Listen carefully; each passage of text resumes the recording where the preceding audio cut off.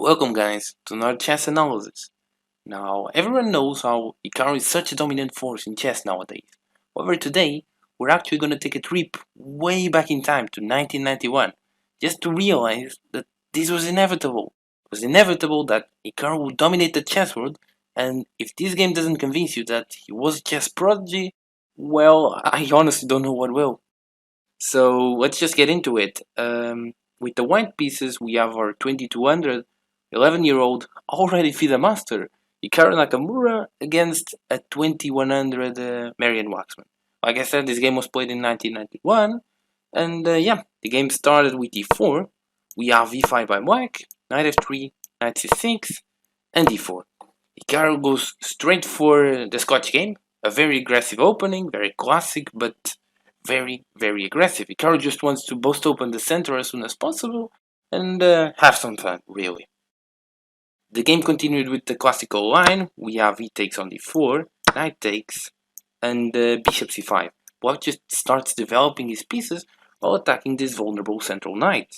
And Hikaru does the same, but while defending. We have bishop to e3, queen f6, putting even more pressure, and Hikaru goes c3, solidifying the knight and saying that he won't go anywhere. Game continued with knight g to e7, we have bishop to c4, and now both sides just castle. You know, everything normal so far.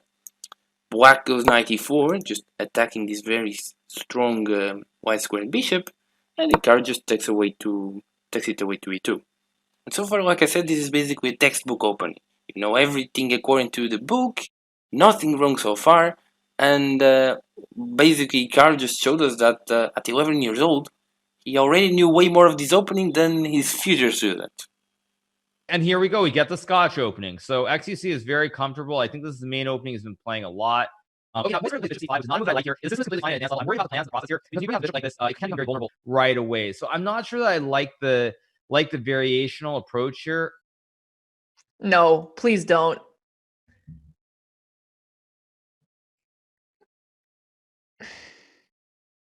But okay, anyways, yeah, Black played d6, and this was actually the move to play had White had gone bishop to b3, because if the bishop was on b3, White wouldn't have b4, because having b4, well, White also has f4, and he can just gain a lot of space, and that's exactly what Hikaru goes for. With f4, we have knight 5 to g6, and b4, bishop to b6, and as you can see, White is already gaining a lot of space. He goes knight to e3, trying to get the knight to c4, and winning this strong dark square bishop, and this was basically the only opportunity Black had to get back in the game, because from now on it's basically only Nakamura. He should have played c5, trying to kick this knight and get this vulnerable c3 pawn, because after the c3 pawn falls, he's also putting pressure on this bishop, on this knight, and it's an equal game basically. However, instead, Black decided to go for knight to c6, and here there are already some problems because Hikaru just goes knight to c4 like he intended, and Black gives has to give the bishop away. He's gonna die anyway, so White recaptures with the pawn, sacrificing the b for one.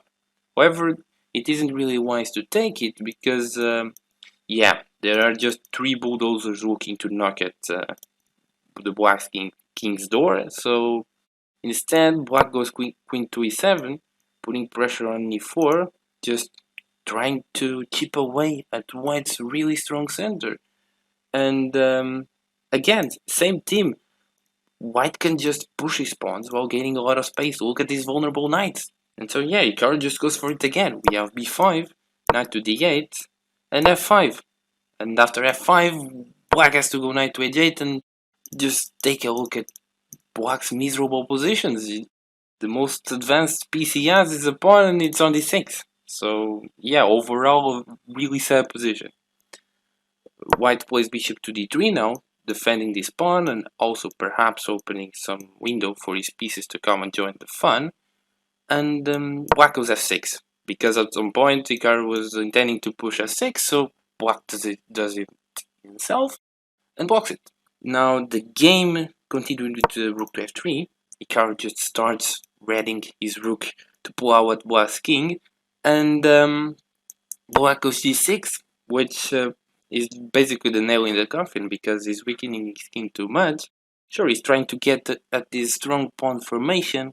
However, like I said, it just weakens the king too much, in particular dark squares around his king, because yeah, Hikaru just enjoys that immediately and plays bishop h6, targeting the rook. The rook sidesteps, we have rook to e8, and now we just have knight to e3, just trying to rotate the knight to d5, and if the knight is to land on d5, well, it's basically game over. It's attacking this queen, it's putting pressure on f6, on c7, ain't nothing black could do. So obviously he goes c6 and defends that, and now we have some trades. We have b takes on c6, b takes on c6, f takes on g6, h takes on g6. Hikaru brings the last piece to the game, plays rook c1 to the semi-open c file, and now black has to try something. He has to try to get this king out of harm's way, and he starts by going king h7, kicking this strong infiltrated dark square bishop out of his camp. He goes for bishop to f4, and now he's gonna try to start a maneuver to basically get his king out of there as soon as possible. He goes knight to f7. Hikaru goes for knight to rook to g3, just anticipating rook to h8 and the king trying to slide across, and black just falls for it.